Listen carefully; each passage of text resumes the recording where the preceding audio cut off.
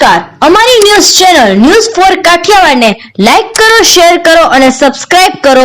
News for Kathiawad. નમસ્કાર.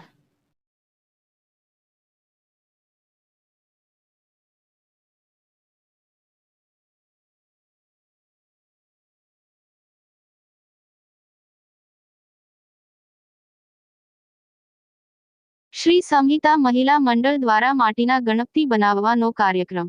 શ્રી વીણાબેન પંડ્યા ગણપતિ દાદા માંગ અપાર શ્રદ્ધા ધરાવતા હતા અને જૂનાગઢમાં માટીના ગણપતિ બનાવનાર તે પ્રથમ મહિલા હતા.